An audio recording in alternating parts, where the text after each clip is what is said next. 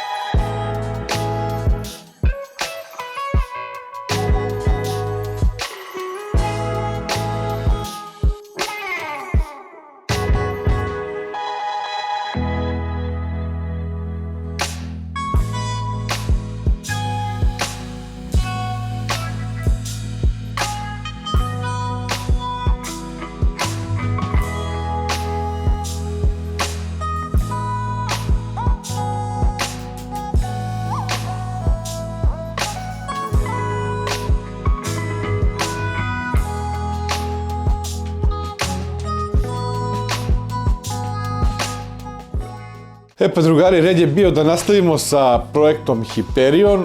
Kao što vidite na stolu imamo totalno drugačiji setup.